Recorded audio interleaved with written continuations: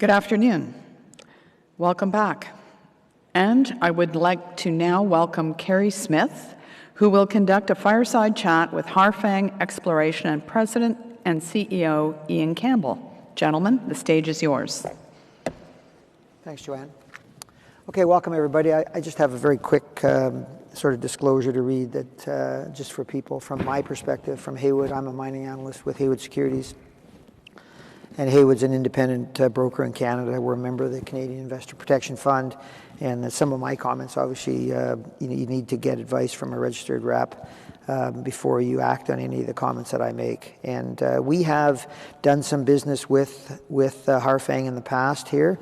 We've done some investment banking with them in the past 24 months. So I just wanted to make you aware of that as well. So I just want to welcome Ian. Ian Campbell's been, was with LaSalle, which was one of the predecessor companies that merged to form Harfang. And I think Peter, if we could maybe, or Ian, if we could maybe just start with a little bit of an intro in terms of, what the merger has done for you, what the assets that it's brought into the company. And I know you are pretty well cashed up, obviously. Yeah. And I'll just maybe let you maybe give people a bit of an intro into what the company's plans are. Sure. Well, I guess to start with, I was with LaSalle. We got listed actually from Haywood right. back in January of 2020 and embarked out on some work. We didn't have a lot of money to start with, around 400 hard and $1 million and change in flow through.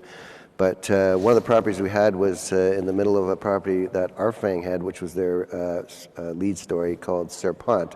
And our lead story was Radisson. So we kind of got to know the guys at Harfang as we were exploring over the last few years. Anyway, fast forward, Andre Goma called me last October and suggested we think about a merger. And, it made sense to us right off the bat for a whole list of reasons, different reasons from their side, different reasons from our side, but there was no real reason not to, I guess. And so we embarked on that and concluded that in mid-April this year. And just maybe talk about your work plans for 2022. Obviously, you've got a big land package in Quebec. Ian was telling me he's got $10 million in cash now, which is a nice treasury for an exploration company in a jurisdiction like Quebec where it's very cheap to explore. You get the government rebates, obviously. So maybe just give people a bit of an update on what your plans are. Yeah, so after the merger, like I said, our flagship properties were side by side, or we're in the center of theirs. But when you merge, you get an instant portfolio. And I think there was, when you're smaller, you can't really explore everything you want to.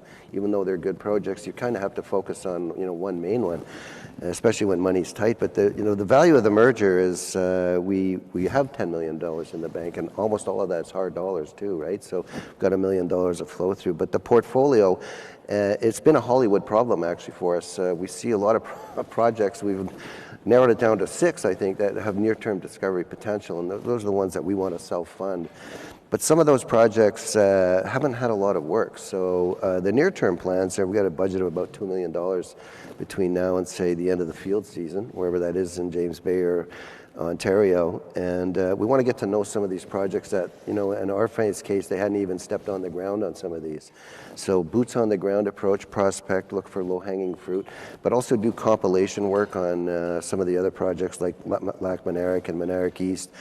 I mean, we looked at the geology, and it kind of reminds you of Timmins. It's got all the elements of Timmins, but it's shallow drilling, few holes, some good intersections, and not much work. So we're going to compile that on that one. On Serpent and Radisson, we're going to spend $1 million, actually, and that's a big property. Our Radisson property was the size of the Timmins mining camp. And it's frontier country, right? So we're always learning and as we go along, and we've drilled a bunch of holes, but we have 50 new gold showings in that area. So, I mean, it's almost like step one on parts of that property that is still the flagship property. So it's a variety of things that we're going to be doing. And the ultimate goal, of course, is to get 3 of these projects to the drill stage. Right. So, and we'll drill one of them in the fall. If not 2, it depends on the market and a few other things. So. Right. So the intention would be to have drill-ready targets for the winter field season? Definitely. I mean, we have some targets already on Radisson and Serpent, but given the merger and, combining all the technical data, we found some gaps, obviously, right? Mm-hmm. And we want to fill that off. Like on Radisson, there's areas. Every time we go out, we find new gold showings and want to make sure that we've at least prospected the whole property. Right, right. Yeah. I think the meticulous approach to exploration really pays off, and I think in recent history one of the best examples of that has really been Rupert, where they literally took 2 years to do their base of till sampling and come up with some targets before they actually even decided to drill. And I think, your approach makes sense. I think being conservative and, the market's often pushing you to get out and drill. And a lot of companies I don't think are ready to drill, to be quite honest. And they go out and they start poking holes. And, I was talking to a company just during PDAC actually last week. And, they've been drilling. They've got 4 rigs going, and they're waiting 4.5 months for assays. And I just said, stop the drills. Yeah. To be quite honest, I think it's you're not doing yourself or your shareholders any favors by pushing ahead. So I think this approach to being meticulous and being methodical about it is really the way to go. And it's maybe not what the market wants, but I think it's the only way to really deliver value on a land package, as you say, and had very little work done on it. In a pretty good belt, obviously. Well, that's exactly the approach we take. It's science-based, but also combine that with boots on the ground. Right. And that's the way to go. So the next question that leads me to is just to talk a bit about the management team, because obviously the guys that are doing the work on the ground, the guys that are running the company are key. The board is key, and I know Harfang has a pretty good board and a pretty good management team. But maybe you can just give people a bit of a background on the management team and the board. Well, it's for me and Dan Ennis over at LaSalle, and even for Andre, it's always about the people, number one, right? It's the people you work with. It's the people that are going to go out in the field and find things for you, right? And everybody on both sides the corporate cultures were the same, and it's committed. So one of the things that we got from the LaSalle side is we got an exploration team here based in Quebec City, and it's led by Francois Huot, and he worked with Virginia Gold and things like that. But we call him Mr. James Bay from the operational perspective. He actually wrote a book on James Bay, so we're really well covered off. And in his team, we have some full-time geos on that. One of the guys, it's a good staff, right? And you know how hard it is to get a good team these days. That's another, challenge, right? And so that challenge is solved through the merger for us as well. Robert Oswald's on the team as a geologist in Quebec City, or in Montreal, but he's got a deposit named after him, the Roberto deposit up at the Eleanor district. And, it's a team that likes to go look at rocks. You need the right people doing the right thing. And so from the management side, I think we're in great shape. We've got a lot of experience in running junior mining companies and things like that. But the board, if you look at the board, the chairman was Andre, and the chairman of LaSalle was Dan Ennis, and that's Virginia Gold and Lakeshore Gold. And these guys are all about discovery. If you get into a meeting, you start talking rocks, it can go on for hours, and that's in their blood. It's in our blood. It's why we get up in the morning. It's what we want to do. We want to lead. We want to discover. So, and the board, we've got Vincent Dubé on Bourgeois. He's the CEO of Goldspot on the board as well. So we've got some young blood merged in with there. We've got Sylvie Prudhomme. She represents Osisko. And Karen Reese came over from LaSalle, and Temex. Temex was bought by Lakeshore, back in 2015. So we got a lot of experience, and the commonality with everybody in there is they care what we do, and we want to discover. They've done it in the past, and we want to do it again. And can you talk a bit about the market cap, just how many shares are out, who your largest shareholders are now post the merger? So post-merger, we got 57 million shares outstanding, and fully diluted would be about 66 million. As we said, we've got $10 million in the treasury as of April 30th, and 9 million of that is hard dollars. There's good contributions from the Quebec funds. So almost all the Quebec funds came in the financing right post-merger, but we had some of the Quebec funds in on LaSalle as well, and Harfang had more of the funds in there. But when we brought the merger potential to them, they were all on board for that, and they like what we're doing. They like being transactional and seeing a company grow in this way too. I mean, there's various ways to grow, and this is one of the ways, and we want to be the leader in that too, right? And so there's good support that way. So they've got about 20% of the shares, and we've got shareholders with Osisko and Pan American for various other things, and got a good shareholding for places like some of our favorite brokers over in Haywood. Right. So the market cap, I think, is the 60 million shares at around 30 cents, right? So the EV is $10 million or $12 million. Pretty small for an exploration company with a land package. So do you want to talk a bit about the main target? The project that you're really focused on. Just give people some sense as to what you like about the project. Sure. I mean, maybe you can pop a slide up. Slide or two. See if this works. While Ian's pulling up a slide, he was telling me an interesting story. Of course, I'm an Albertan. Yeah, I'm not sure where to get this to go. There you go. Oops. I'm an Albertan, so my French is not the best, obviously. And I was asking Ian where the name came from, Harfang. And of course, not being French, I didn't actually know that Harfang is snowy owl in French. So there you go. Yeah, well, we unveiled that new logo actually last week at PDAC and went through a kind of a pool process to come up with it. But yeah, Harfang is French for snowy owl, and that was the logo that Harfang had originally. But we decided we'd make the wings bigger since we're now bigger, and get ready for takeoff and sitting ready to go with the money. But the little crown on top is from the LaSalle logo, so we've got a combination. But if you look closely, the face looks pretty determined, and it's actually a heart-shaped face because we actually care what we do. Actually, we've been in the business long enough, and you know us, and we care about our team, we care about our shareholders, and we care about finding mines. So that's the logo. Anyway, here's the James Bay property, which has been the flagship for the last few years. And Radisson sits there in the middle, and Harfang surrounded us. LaSalle was actually a private co and got that ground back in 2012 and did a little bit of work in 2012 and 2013-14. But then they didn't get listed because the market wasn't so hot for listing. But in the meantime, Harfang steadily encroached on us, and now they've got that big land position. But I guess the point I'm trying to make here is Radisson might look small, but it's actually the size of the Timmins mining camp. You can fit Pamar all the way over to Hollinger in there, and that gives you the size of the scale here. And we say we're developing a district-scale gold play, and that's exactly what we're doing. When we got there, LaSalle came there because of a lake set of an anomaly in copper-nickel. And Dan Innes, as he says, I don't care what gets us there as long as we're there when we find the gold mine, right? And it was Harfang that really developed the story over the last number of years, 2018, 19, 20, et cetera.